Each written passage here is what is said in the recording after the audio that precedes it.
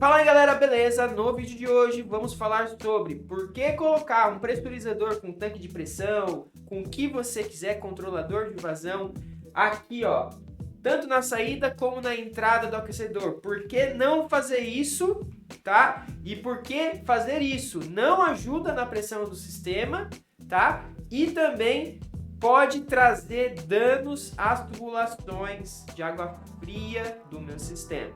Se você está vendo esse vídeo aqui, já deixa o seu like para não esquecer. Caso você não gosta, tira o like e deixa o seu dislike, tá? Se você tiver alguma dúvida, fica à vontade para comentar aqui embaixo ou mandar um direct lá no @aplicar.eng, ok?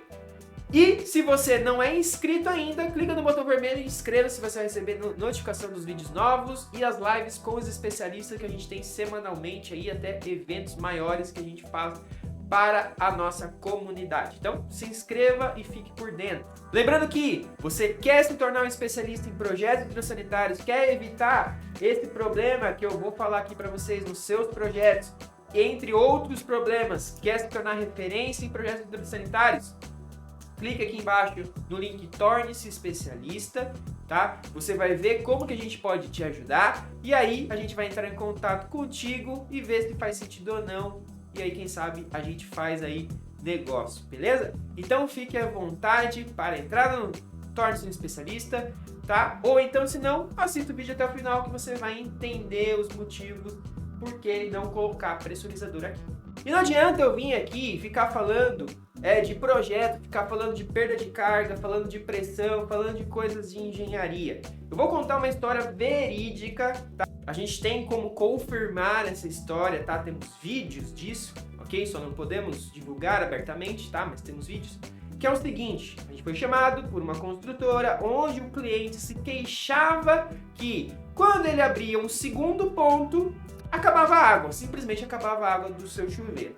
E aí, o projetista, que na época, né, não era nós, ele sugeriu trocar o quê? O medidor do apartamento, ou então depois, não adiantando trocar o medidor, colocar um pressurizador depois do aquecedor. E aí, por que a gente foi chamado? Porque mesmo depois de fazer essas alterações, ainda a água acabava no outro ponto, né? Eu ligava o segundo ponto, a água diminuía muito, quase a pessoa não conseguia tomar banho. E aí você pode até se perguntar, a gente tem até um vídeo que muitas pessoas comentam, mas aí se colocar um pressurizador, né? A gente tem um vídeo mostrando na prática o que isso acontece, né? Basicamente a gente refez num apartamento que podia fazer, a gente refez no que a gente fez nessa história, tá? E muita gente fala assim, não, mas aí para solucionar é só colocar um pressurizador, eu utilizo pressurizadores com tanque de pressão, com não sei o que, aqui, porque aí ajuda, né? Porque ajuda na pressão. Realmente, para um ponto de funcionamento ajuda, mas para mais do que um, acontece algumas coisas que eu vou passar aqui agora. Então vamos lá, este era o esquema mais ou menos do apartamento, né? Então falta aqui as pias de cozinha, né? Os lavabos, tinha até 3 banheiros, né, no apartamento, mas eu quero mostrar um esquema simples aqui para vocês entenderem. Então, tudo que é azul é água fria. Então a água fria ela vinha de um medidor, e aí no teu caso pode ser uma casa, então pode vir da caixa d'água, tá?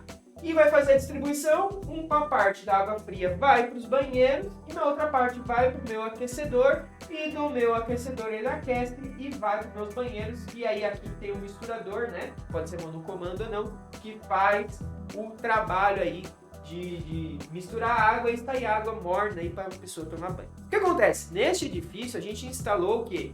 Um manômetro aqui na saída do chuveiro, tá? E um manômetro na entrada e na saída do aquecedor, né? O da entrada e da saída para medir a perda de carga, para ver se tinha pressão suficiente chegando, né? Para atender as perdas de carga do aquecedor. E aqui no final para ver se tem muita perda de carga nos ramais internos do apartamento. E aí a gente testou o seguinte, tá? Tinha um pressurizador aqui, né? E aí, com o pressurizador ligado, a gente ligou só o ramal de água fria, tá? Só o ramal de água quente, desculpa. Ligamos e aqui nós medimos 10 MCA. Tá? Nós medimos 10 MCA. Tá ok. né? Então o chuveiro estava funcionando, muito gostoso, e aí era só, né, a rede de água quente. E aí nós tínhamos alguns andares acima, então logo a rede de água fria estava com a pressão melhor. Então eu falei assim, vamos abrir agora a rede de água fria para testar a mistura. Obviamente, a pressão deveria ficar no mínimo 10 MCA ou mais, porque a gente tinha mais do que 10 metros de coluna d'água para cima, tá? O que acontece, né, o que aconteceu é que aqui caiu para 7 MCA. E a gente, pô, o que está acontecendo? Acabou a vazão, a gente abriu mais um ponto e não tivemos vazão, né? Não tivemos mais pressão, que estranho. E a gente tem um pressurizador funcionando. E a gente fez um teste. O teste foi o seguinte: dentro do banheiro tem o quê? O lavatório. Tá? Abrimos só a água fria do lavatório. E aí a gente constatou o seguinte: começou a sair água quente pela ramal de água fria do lavatório. Então, com o pressurizador aqui dentro, o que estava acontecendo? Né? Vamos supor que a gente fechou o lavatório aqui.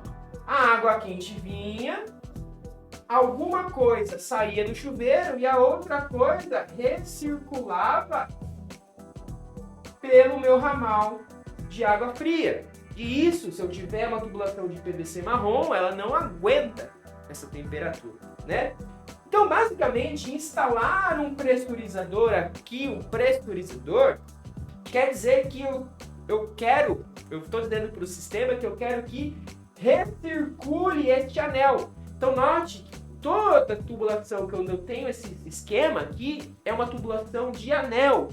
Então, sempre que eu coloco uma bomba dentro de um anel, tá? E aí você vai cair no conceito das malhas, né? Então eu não estou falando aqui, eu estou falando aqui da prática, da história, e agora eu vou entrar numa teoria.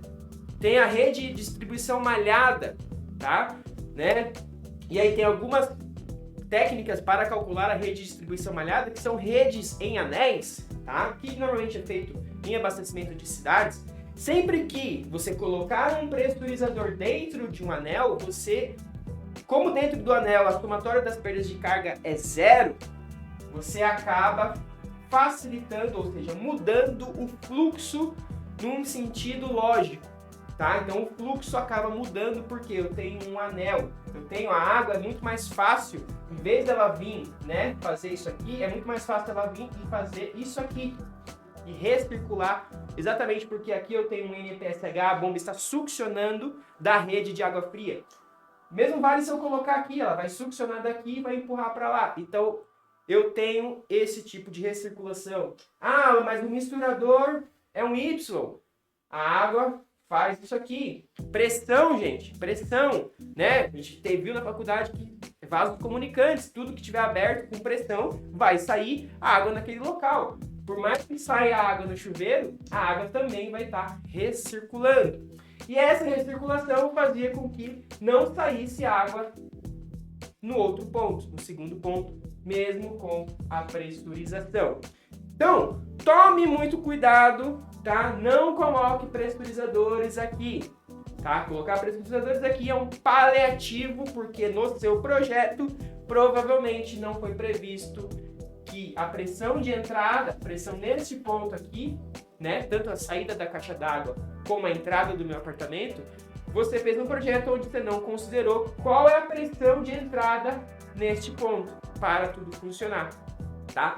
E aí qual é a solução? Sempre você tem que pressurizar antes de entrar no anel, tá? Pode ser logo na saída da caixa d'água, pode ser logo após o medidor, tá? Mas sempre pressurizar aqui, ok? E nunca pressurizar dentro do anel, tá? Então, é por isso que nós não podemos colocar aqui, não importa o tipo de pressurizador ou não, tá? Pela física, todo anel fechado que eu coloque um pressurizador, eu vou facilitar o fluxo, por mais que eu tenha entrada de água aqui e saída de água aqui, eu vou facilitar que o fluxo seja recirculado, tá? Então, em vez de o fluxo ser normalmente isso aqui, né? O fluxo muito provavelmente vai ser isso aqui. E eu vou ter uma recirculação e uma saída, tá? Então pesquise, lei de Darcy, se eu não me engano, Darcy não sei o que, tá? Vai te calcular isso. Redes malhadas é a mesma coisa que esse sistema aqui, e é por isso que eu não posso colocar nenhum tipo de pressurizador neste ponto. Então é isso, pessoal. Se você entendeu, dê o seu joinha. Se você gostou, dê o seu joinha. Se você ainda não entendeu o que eu falei aqui, manda sua dúvida aqui nos comentários. A gente vai ter o prazer de ajudar. Se tiver algum outro caso para comentar, uma outra coisa, tá? Se quiser falar pra gente, comenta aqui. Tamo junto, beleza? A gente não quer aqui ser melhor do que ninguém. A gente quer mostrar o que nós sabemos de teoria e o que a gente já aplicou na prática. Se você viu o vídeo até o final e não é inscrito, o que está fazendo ainda? Se inscreve no canal e te vejo no próximo vídeo. Valeu, tchau, tchau.